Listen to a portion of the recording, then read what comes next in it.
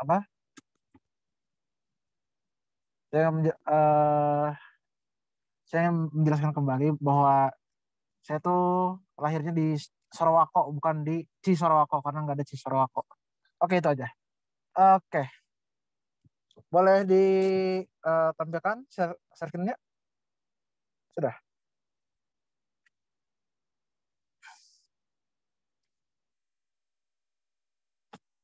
Oke, terima kasih moderator. Ya, kesehatan reproduksi. Ya, kesehatan reproduksi ini kenapa kita pelajari di KSR karena memang untuk pengetahuan ya, pengetahuan umum kita sebagai relawan untuk eh, ke depan ya, terutama untuk ke depannya. Ya, mungkin kita tahu ya, untuk saat ini kesehatan reproduksi mungkin di Indonesia kurang terlalu ditekankan ya. Mungkin teman-teman di SMA atau SMK dulu tidak belajar, maksudnya ya belajar reproduksi hanya pembahasan sebentar gitu, atau mungkin ada di bab biologi. Tapi yang kalau IPS mungkin tidak belajar sama sekali ya, gitu. Ya, seperti itu. Oke. Nah, di KSR ini kita pelajari reproduksi secara umum, tapi nanti ada secara khususnya untuk di apa, penyakit-penyakitnya terutama. Oke. Oke, next. Rita. Oke, kesehatan reproduksi. Menurut Kemenkes tahun 2015 ya, kesehatan reproduksi itu adalah kesehatan secara fisik, mental, sosial secara utuh, tidak semata-mata bebas dari penyakit, kesehatan yang berkaitan dengan sistem fungsi dan proses reproduksi. Ya, jadi teman-teman, kalau misalnya Anda itu sehat secara reproduksinya sehat, kalau mencakup tadi itu, kalau misalnya Anda fisiknya tidak sehat, berarti Anda tidak belum gitu, belum sehat. Terus kalau misalnya mental Anda belum siap, belum. Terus secara sosial Anda takut atau Anda apa? Ya tidak siap secara sosial, maka tidak gitu.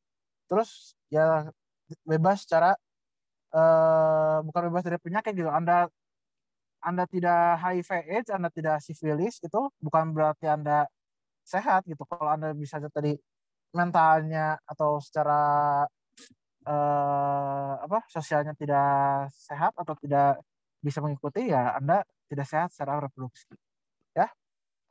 Oke, seterusnya kita akan kita bahas soal sistem ya atau organ-organnya. Next. Nah, alat dan fungsi reproduksi, uh, fungsi reproduksi pria dan wanita. Next. Nah, ini untuk alat reproduksi pria bisa dilihat. Mungkin kita ada, kalau bahasa saya sebagai anak teknik mesin, bilangnya ini adalah pandangan depan dan pandangan samping ya. Oke, ini pandangan depannya yang sebelah kiri, pandangan sampingnya sebelah kanan. Nah, ini bisa dilihat ya, kalau ginjal itu jelas bukan, ureter itu bukan, kantong kemih itu bukan. Nah, ini ada kantong urinaris, itu kantong kemih ya.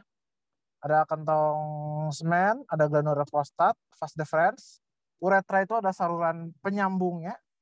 Terus glandular chopper, ya chopper, sama epididymis, testis dan testis, batang penis dan sorghum. Ini dilihat dari sampingnya, itu ada batang penis yang keluar.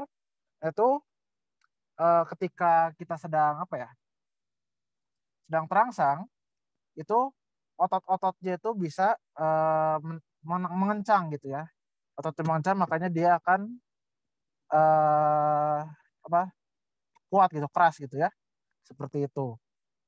Oke, next.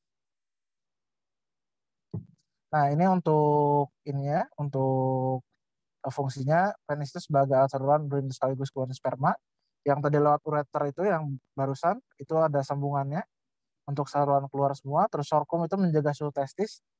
Nah, mungkin ada terus ada testis untuk memproduksi sperma dan hormon testosteron. Terus ada epididymis, tempat penyimpanan sperma.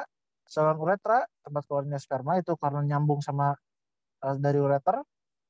Fascicula seminalis ini sama kayak tadi, tolong dibalikin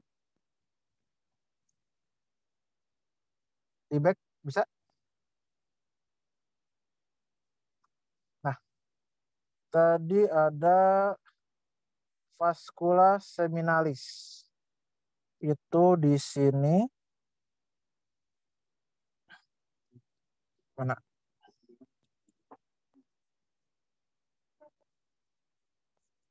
Oh, nggak ada ya di sini. Oke. Next lagi.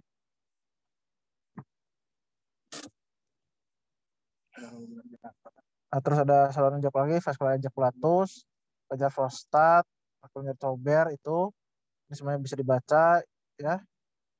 Saluran ejakulasi itu untuk menerima sperma dari vas deferens dari kantong sperma untuk menyebabkan ke vascula seminalis. Nah itu nanti ujung-ujungnya ke uretra. Terus kelenjar prostat menghasilkan cairan bersifat asam. Kenapa bersifat asam? Karena ternyata si rahim ini punya cairan di dalamnya itu bersifat basa gitu untuk menetralkan ya. Jadi sebenarnya kalau misalnya ada kasus yang hamil gara-gara berenang itu jelas ngaco ya, karena satu jauh kayak dari bumi ke matahari juga cairannya sudah terlalu ada kapur dan lain sebagainya, tidak bagus, keburu mati spermanya. Terus ada kelenjar cober untuk menghasilkan cairan busa untuk melindungi sperma. Ya, ya itu kalau misalnya apa tuh? Kalau misalnya diambil gitu spermanya secara paksa, itu ada buih kalau ini. Mungkin teman-teman yang laki-laki pernah melakukannya, ya itu mungkin itu buih kecil-kecil sekali, sangat halus, yaitu untuk melindungi sperma. Next. Nah, ini adalah alat reproduksi wanita. Bisa dilihat ini di sebelah di pandangan depan ada ovarium untuk apa menghasilkan sel telur atau ovum. Terus tuba fallopi untuk masuknya ovum ke uterus juga ya. Terus ada uterus, badan rahim, ada endo- endometrium. Endometrium itu dinding rahimnya bagian dalam. Cervix itu leher rahim ya. Ada meoterum sama itu dagingnya atau ya kalau bahasa saya itu dagingnya rahim. Jadi ada dinding rahim di itu dindingnya. Terus ada vagina itu untuk eh, terjadinya apa?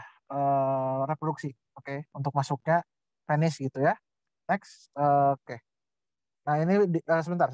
Ini dilihat dari samping ya. Ovarium, kandung kemih, terus klitoris itu di depan untuk apa? Perangsang, terus vagina, anus di belakang, serviks, rahim ya, endometrium, uterus dan tuba fallopi. Nah, mungkin bisa dilihat ya dari pandangan depan ini.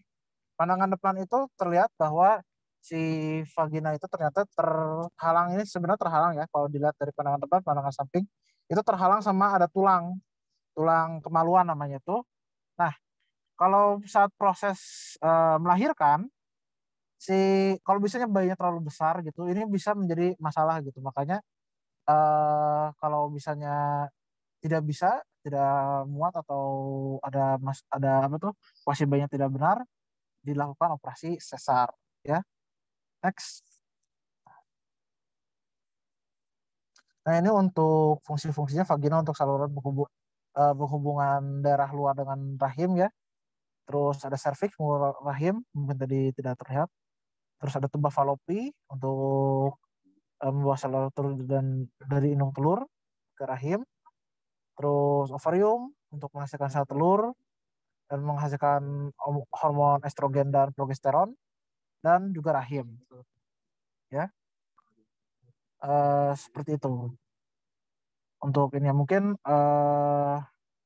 ya selanjutnya dilanjutkan oleh Teh Yon ya.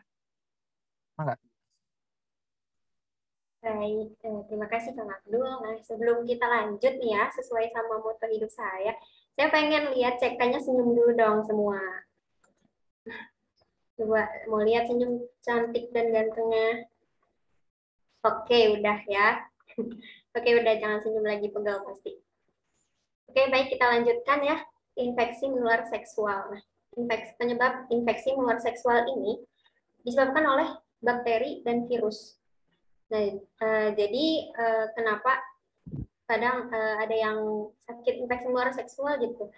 Jadi nggak semata-mata habis melakukan hubungan seksual langsung sakit tanpa ada penyebabnya lagi. Nah, itu enggak ya. Jadi awalnya itu karena oleh bakteri dan virus. Nah, penyebarannya itu umumnya baru melalui hubungan seksual. Jadi ada seseorang yang terjangkit atau terinfeksi penyakit menular seksual ini, lalu dia berhubungan dengan orang lain.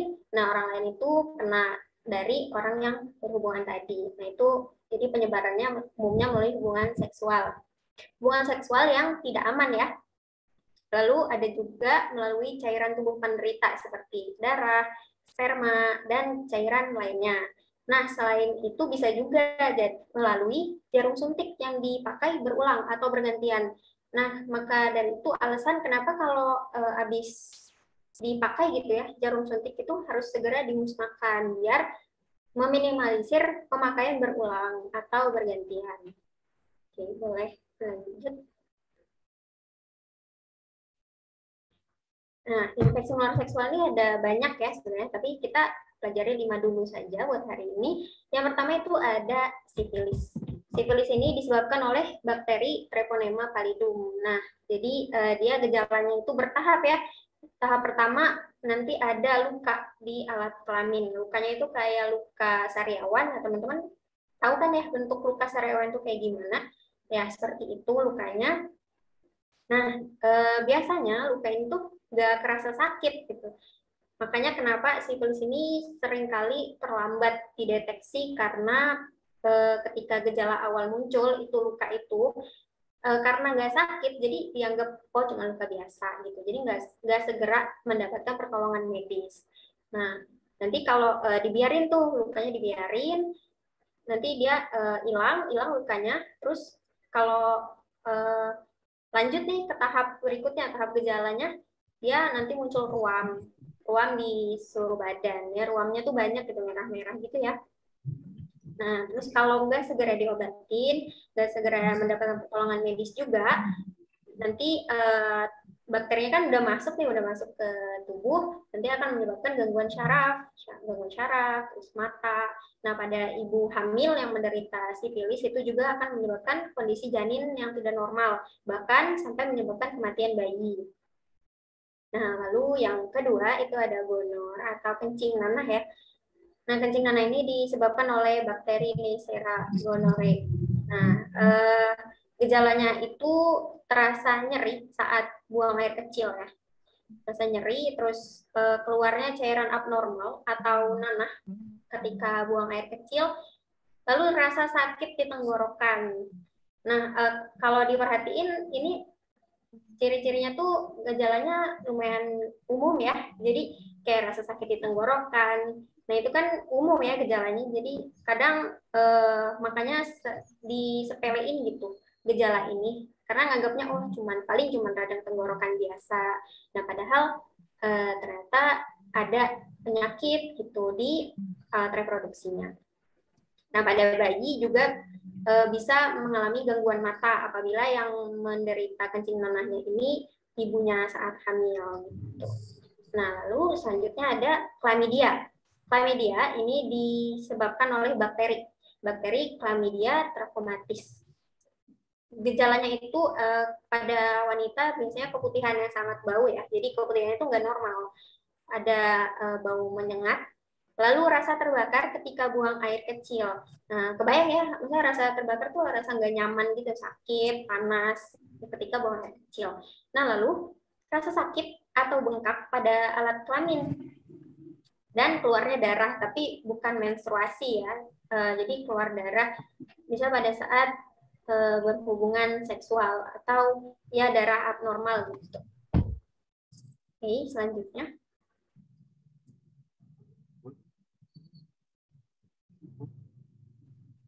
Nah, ada herpes genital. Ini disebabkan oleh virus ya. Kalau tadi disebabkan bakteri, nah sekarang oleh virus. Herpes genital ini virus herpes simplex. Jadi herpes yang terjadi pada alat kelamin. Nah, gejalanya itu ada luka lepuh berisi cairan. Nah, teman-teman tahu kan kalau luka bakar itu suka ada ngelepuh terus ada gelembung yang isinya cairan. Nah, ya seperti itu. Tapi ini di kelamin gitu. Luka lepuh berisi cairannya di kelamin. Lalu area luka bengkak dan lunak. Lunak kalau dipegang, jadi nggak bengkak tapi keras gitu, tapi dia lunak. Nah, kalau luka lepuhnya ini pecah, dia akan bentuk koreng. Jadi mengoreng gitu di alat kelamin gitu. Nah, lalu selanjutnya ini yang paling dikenal mungkin ya dan paling sering dipelajari yaitu HIV dan AIDS. Nah, HIV itu nama virusnya ya, Human Immunodeficiency Virus. Nah, jadi kalau sudah terinfeksi HIV, dia juga bertahap nih gejalanya. Jadi tahap pertama masih gejala umum, kayak demam, terus muntah-muntah, nyeri, sakit ya kayak masuk angin biasa lah gitu ya. Nah, tapi kalau nggak segera mendapatkan penanganan, ya lanjut gejalanya ke tahap yang lebih berat, seperti berat badan turun drastis, terus badan terasa lemah ya, yang jalan dikit aja udah capek gitu ya, makanya badannya udah mulai drop nih di sini, jadi udah gak sesehat kemarin gitu. Nah, kalau nggak ditangani juga, itu nanti masuk ke tahap yang berat lagi nih, tahap ketiga itu ada bercak putih di lidah, kayak bercak putih terus di lidah, di kelamin, sama di mulut ya. Terus nanti bakal diare kronis, diarenya yang parah sampai kehilangan banyak cairan gitu. Lalu gangguan syaraf dan kulitnya itu mudah memar ya, kebentur dikit langsung memar, terus dan gangguan emosi serta sesak napas. Nah, ini udah tahap ini ya, udah butuh banget pertolongan medis. Nah, kalau udah semakin parah, dia akan menyebabkan komplikasi pada tubuh. Nah, kenapa bisa sampai komplikasi ya? Karena kan yang diserang itu adalah imunnya ya. Nah, jadi ketika imunnya sudah diserang oleh virus itu, imunnya udah nggak bisa melindungi diri lagi, udah nggak bisa melindungi badan kita lagi. Gitu. Nah, ketika ada ancaman gitu ya dari luar, kayak bakteri-bakteri baru atau penyakit-penyakit baru, nah itu imunnya udah nggak kuat lagi buat melawan si ancaman-ancaman itu tadi. Makanya penyakit-penyakit itu mudah gitu buat nyerang dan akan semakin parah karena imunnya udah nggak kuat lagi. Nah, oke. Saya boleh next. Oh, nah selanjutnya bagaimana cara kita menghindari gitu ya, dari infeksi menular seksual ini. Yang pertama, jangan melakukan seks bebas dan berganti-ganti pasangan. Seks bebas aja udah salah banget ya, apalagi kalau berganti-ganti pasangan gitu. Nah, jadi jangan pernah melakukan seks bebas, karena kalau sekali memutuskan untuk melakukan berarti ya berarti sudah membuka diri kalau welcome infeksi menular seksual gitu. Nah, lalu selanjutnya jangan berhubungan dengan pasangan yang terinfeksi. Nah, ini konteksnya pasangan yang sudah menikah. Jadi kalau meskipun sudah menikah, tapi salah satunya terkena infeksi menular seksual, ya jangan berhubungan badan, karena akan menularkan atau malah akan semakin memperparah. Nah, lalu sunat pada laki-laki, karena sunat ini punya banyak manfaat ya, dan gunakan kondom atau pengaman saat berhubungan seksual. Lakukan vaksinasi dan rutin menjaga kebersihan alat reproduksi. Nah, kebersihan alat reproduksi ini juga perlu diperhatikan karena seringkali disepelekan gitu. Nah, salah satunya jangan pakai celana yang terlalu ketat gitu, karena itu akan mengganggu alat reproduksi. Oke. Nah, sekian yang materi yang dapat saya sampaikan, saya kembalikan kepada moderator. Baik, terima kasih banyak Yohan dan Kang Abdul. Nah, untuk kali ini yaitu ada sesi tanya jawab. Boleh kepada teman-teman yang mau bertanya silahkan raise hand. Oke, udah ada Eri. Ada lagi. Untuk termen pertama kita buka 3 orang. Untuk 3 orang penanya, silahkan manfaatkan. Kapan lagi coba bertanya kepada ini materi kita yang luar biasa. Oke, sambil menunggu, boleh Eri sampaikan ini pertanyaannya. Assalamualaikum warahmatullahi wabarakatuh. Waalaikumsalam.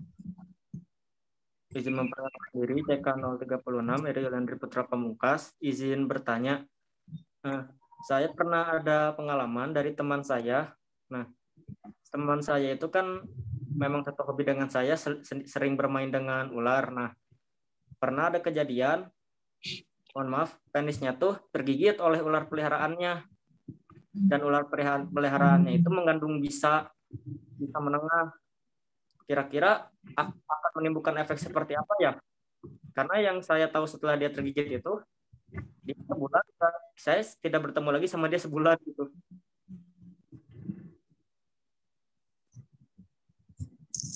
Halo? Udah? Udah. Oke. Hobi ular ya? Oke. Kalau boleh tahu itu bisanya jenis apa? Neurotoxin. Neurotoxin. Jenis ularnya ular taliwangsa, Boiga dendrophila. Oke. Bagus kalau kamu tahu. Oke. Yang pertama, neurotoxin itu kan menyerang syaraf. Nah, masalahnya di penis itu dipenuhi oleh syaraf, makanya kalau misalnya apa daerah kemaluan atau daerah penis atau klitoris yang tadi saya sebutkan itu dipegang gitu, makanya itu merasa terangsang gitu ya.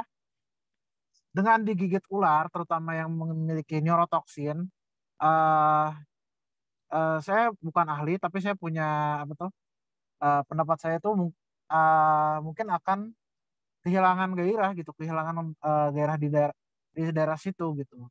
Mungkin ya seperti itu karena akan menyerang saraf ya itu. Terus mungkin kalau misalnya itu orangnya masih hidup, semoga saya masih hidup. Halo? Masih hidup, Kang. Masih hidup, bagus kalau gitu ya. Saya khawatirnya itu yang pertama mungkin bisa menyerang ke situ. Ya, kalau neurotoksin menggigit daerah situ ya, mungkin seperti itu. Tapi saya bukan ahli bisa, terutama ular, tapi yang sepengetahuan saya bisa seperti itu. Ya, mungkin itu pendapat saya. Terjawab? Ya, terjawab Eri Sudah terjawab, menambahkan? Kang. Terima kasih atas informasinya. Oke. Baik. Terima kasih pertanyaannya Eri. Oke, ada lagi yang ingin bertanya? Silakan. Ya, mangga tanya aja gitu. Ini walaupun kalau di Indonesia mungkin ini daerah-daerah tabu ya, daerah-daerah yang ilmu yang mungkin jarang dibahas gitu, jarang sekali disinggung, terutama yang mengenai teknis-teknisnya atau yang lebih ininya. Tapi ya memang harus tahu gitu. Mungkin kalau saya juga mempelajari mungkin di Islamnya, ya dalam agama Islam ada mungkin apa tuh kitab yang membahas gitu. Cuma kalau untuk secara medis ya seperti ini gitu. Tadi kita mungkin saya mau nambahin lagi tadi untuk yang dari Yohanita yang terakhir untuk menjaga itu ya, mungkin apa tuh menjaga kebersihan alat kelamin gitu ya. Mungkin kalau teman-teman yang apa tuh yang agak jorok atau yang gimana, si apa celana dalamnya itu jarang diganti seperti itu. Mungkin kalau terdesak diganti ya itu ya harus dibersihkan gitu. Meskipun eh apa meskipun dia terdesak, tapi kalau misalnya sebisa mungkin dibersihkan gitu. Mungkin kalau tidak dengan tisu basah atau dengan air mengalir dengan sabun seperti itu wajib ya. Terutama kalau laki-laki ya, mungkin kalau perempuan itu sangat menjaga, tapi kalau laki-laki kadang-kadang suka disepelekan gitu. Ya. Terus untuk berhubungan seks, ya kalau, nah terutama berhubungan seks, kalau misalnya suami istri nih ya, tadi anggap si istrinya atau si suaminya itu sudah terkena HIV/AIDS, HIV. Nah, apakah kita bisa berhubungan seks dengan dia gitu? Ternyata bisa gitu. Tapi dengan si istri atau suami kita yang terkena itu harus meminum obat gitu. Jadi ada obat represan atau obat penahan untuk agar si virus HIV itu tidak tidak sangat banyak gitu di dalam tubuhnya. Jadi dalam angka yang relatif sangat kecil dan tidak terukur gitu. Seperti itu. Dan kemungkinan menularnya juga sangat kecil. Namun kalau misalnya ini mohon maaf mungkin yang laki-laki ke tempat pelacuran seperti itu, berhubungan seks dengan pelacur, ya itu ada kemungkinan sangat besar. Makanya tadi ada disebut kondom itu untuk laki-laki terutama itu untuk mencegah gitu, mencegah terjadinya penularan dari apa dari pekerja seks komersial ke laki itu, ya seperti itu. Baik, terima kasih Kang Abdul. Nah, tadi juga udah ada yang raise ya. Siapa dia ya tadi? CK01.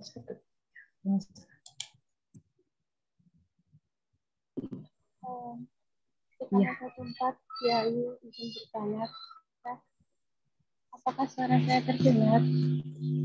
Terdengar. Oke, terdengar. Kan tadi dijelaskan ya ada beberapa infeksi menular seksual gitu. Nah, salah satunya itu HIV/AIDS. Nah, pertanyaan saya ini agak melenceng dari temanya, nggak apa-apa kan Teh? Sedikit melenceng dari tema. Bangga lah. Ya, boleh ungkapan aja dulu. Ya, nah kan penularannya itu nggak hanya dari hubungan terlarang gitu, kayak hubungan ganti pasangan gitu ya, nggak kayak cuma kebetulan, tapi juga bisa melalui keturunan kayak ibu ke janin. Nah, ketika kita tuh biasa di masyarakat itu seringkali orang yang punya penyakit itu tuh langsung di-judgment bahwa dia itu buruk gitu loh, buruk. Jadi gimana kita buat menarik masyarakat itu untuk berpikiran bahwa nggak semua yang punya HIV/AIDS itu buruk gitu. Ada beberapa alasan tertentu atau juga mungkin dia udah berubah jadi baik gitu. Itu gimana gitu Teh Kang? Terima kasih. Oke. Mau sama kamu Yon atau mau sama saya? Boleh sama Kang Abdul dulu. Oke. Oke, mungkin untuk berubah persepsi agak susah ya, tapi ya apa namanya? Tidak dipungkiri seperti itu. Untuk itu sendiri, tadi siapa yang nanya? Dia, Abdul. Oh dia. Jadi dia tinggal di mana? Daerah Bandung atau luar Bandung? Izin menjawab. Saya daerah luar Bandung, Kang. Luar Bandung. Oke. Oke. Ya. Mungkin kalau di daerah Bandung sendiri ada yang namanya perkumpulan untuk penyintas ya, penyintas atau yang pernah menderita HIV dan AIDS sekarang. Itu dekat sama UPI itu syukurnya itu namanya Rumah Cemara di Geger Karonggirang. Nah itu di mana ya mereka sering bersosialisasi gitu, mencoba untuk kembali ke masyarakat gitu ya, para penyintas ini. Mungkin ada salah satu kasus yang seorang ibu gitu yang terkena HIV, terkena HIV/AIDS ya, anaknya juga terkena gitu, ya itu di situ berkumpulnya gitu, di mana dia tuh orang-orang di situ sudah mencoba untuk kembali lagi ke masyarakat untuk maju kembali gitu ya, harus ada wadahnya gitu. Mungkin kalau di daerah kamu cobalah cari wadah itu untuk menaunginya gitu, untuk menaungi ini, karena kalau bisanya dipendam sendiri ya mungkin nanti terjadi masalah psikologis kepada orang tersebut gitu. Seperti itu dia. Terima kasih cukup menjawab Kang. Terima kasih atas jawabannya. Ya. Baik, terima kasih juga kepada dia yang sudah bertanya. Mungkin dari Taewan ada yang ingin ditambahkan dulu dari pertanyaan tadi? Iya, mau menambahkan sedikit aja. Jadi ya salah satu cara untuk melawan judgement itu adalah dengan edukasi ya mungkin. Jadi ya masyarakat pun harus tahu gitu kalau HIV ini bukan penyakit yang menularnya semudah flu gitu ya. Jadi tidak perlu menjauhi atau menganggap orang dengan HIV/AIDS ini orang yang buruk gitu. Jadi jangan dijauhi, malah kan penderitanya butuh dukungan, dukungan baik secara fisik maupun psikologi. Gitu. Ya, terima kasih juga kepada Teh Yohan dan Kang Abdul yang sudah menjawab. Baik, ini ada satu lagi nih pertanyaan dari Kemas. Silakan Kemas. Halo Kang Teh, perkenalkan nama saya Kemas Muhammad NICK 043. Mau nanya Kang Teh, kan disebutkan kesehatan reproduksi adalah keadaan sehat secara fisik, mental, dan sosial secara utuh. Yang saya tanyakan, maksudnya sehat mental dan sosial secara utuh dalam kesehatan reproduksi itu gimana ya Kang Teh? Terima kasih. Ya, silakan kepada Teh Yohan atau Kang Abdul. Oke. Mungkin kalau sehat secara fisik ya, secara fisik sehat dia sistem reproduksinya bisa digunakan gitu, tidak terjadi masalah, tidak terkena penyakit menular, tidak terkena penyakit yang tidak menular juga. Sehat secara mental, oke. Sehat secara mental itu dia tuh mampu gitu ya, mampu berhubungan ya, mampu berhubungan seks ya. Makanya oleh karena itu ketika remaja dia itu kan coba-coba, mentalnya belum siap mereka, terutama kalau menikah nih ya, kalau sudah menikah memang ya kalau berhubungan seks tinggal gitu. Cuma masalahnya ketika dia menjalani rumah tangga gitu, ada masalah-masalah keluar, ada masalah-masalah lain. Nah itu eh, mungkin dia yang belum siap gitu menghadapi itu ya. Sehat secara mental tuh juga ada juga penyakit mungkin kalau saya bilang atau kelainan terhadap orang gitu yang memiliki apa ya kecenderungan untuk melakukan hal-hal yang ekstrim gitu ya. Nah, jadi saat berhubungan dia melakukan secara ekstrim itu secara mental dia tidak sehat gitu, tidak sehat secara mental ya. Mungkin melakukan kekerasan dan lain sebagainya gitu saat berhubungan badan atau saat berhubungan ya itu berhubungan badan dia tuh tidak lazim lah seperti itu. Juga mungkin ada yang takut ya, dia takut terhadap lawan jenis terutama ya, takut terhadap lawan jenis bahkan mendekati pun tidak mau. Mungkin kalau dalam pandangan Islam ketika sudah muhrim boleh gitu, tapi kalau secara generalnya dia punya trauma ya, anggaplah dia punya trauma saat dia punya trauma yang sampai dia apa kesulitan gitu untuk berhubungan dengan lawan jenis seperti itu, terutama kalau terutama pada wanita yang telah katakan ya telah apa terjadi yang telah terjadi kekerasan seksual terhadap dia gitu, pasti itu mungkin agak ada kesulitan gitu berhubungan dengan pria gitu. Nah, secara sosial ini uh,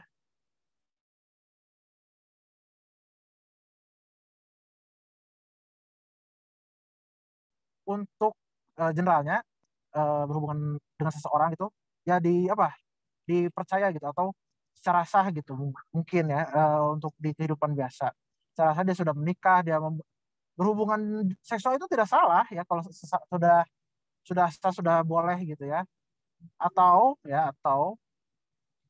um, dia itu melakukan karena kebutuhan dia atau maksudnya kebutuhan dia itu dia tuh ke pelacuran seperti itu, ya, ke tempat pelacuran seperti itu. Mungkin secara sosial di situ tidak apa-apa emang seperti itu gitu. Cuman secara sosial masyarakat normal dia tuh salah gitu. Nah, seperti itu mungkin nanti jatuhnya ke mental orang gitu, kembali lagi ke mental orang tersebut gitu. Apakah dianya secara mental sehat sehingga dia secara sosial juga sehat dan dipercaya gitu, seperti itu untuk generalnya ya. Apa terjawab? Terjawab, Kang. Terima kasih. Oke. Baik. Terima kasih Abdul. Dari Teh Yuan ada yang ingin tambahkan dulu? Udah cukup. Oke, sudah cukup. Mungkin karena ini sudah ini sama waktu gitu ya. Mohon maaf kepada Nabilah. Mungkin nanti bertanyanya boleh langsung kepada Teh Yuan ya, tadi nomornya sudah dicatatkan, Teh Yuan atau Kang Abdul. Jadi PC aja PC kepada dia, kepada Teh Yuan atau kepada Kang Abdul. Nah, sebelum itu mungkin dari Teh Yuan ada yang ingin disampaikan dulu untuk mengakhiri pematerian ini. Ya, untuk ini ya closing statement ya Teh. Untuk kesehatan reproduksi ini, pokoknya jangan disepelein meskipun mungkin belum banyak yang mengedukasi atau masih menjadi hal tabu, tapi tetap harus dicari tahu karena ini merupakan salah satu bekal bagi teman-teman untuk menjadi seorang relawan. Baik, terima kasih Teh Yuan. Dari Kang Abdul ada yang ingin disampaikan dulu? Ya, saya menambahkan dari Teh Yuan, mencari tahunya itu dengan hal yang benar ya, bukan dengan mencari tahu, mencoba-coba melihat video yang tidak porno seperti itu, terus ya seperti itu. Cari tahu dengan benar dan memahami konteksnya seperti itu.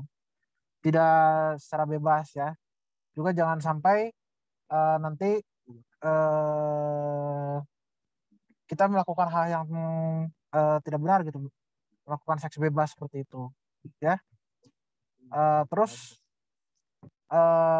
pendidikan seks ini atau pendidikan reproduksi ini, kesehatan reproduksi ini memang hal yang tabu terutama di Indonesia. Saya mengalaminya secara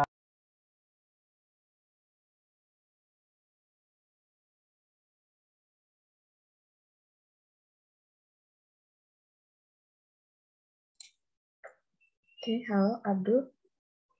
Kang Abdul. halo ya. Ya, sudah. Oh tadi di mute. Iya, ke-mute. Oh sorry, maaf. Oke. Ya tadi oke. Tadi ya mungkin pendidikan seksual ini atau pendidikan reproduksi, kesehatan reproduksi ini seperti hal yang tabu ya di Indonesia, jarang dibahas gitu, terutama soal teknik-tekniknya. Terus mungkin kalau untuk penyakit-penyakit dibahas sedikit, mungkin terutama soal HIV AIDS ya.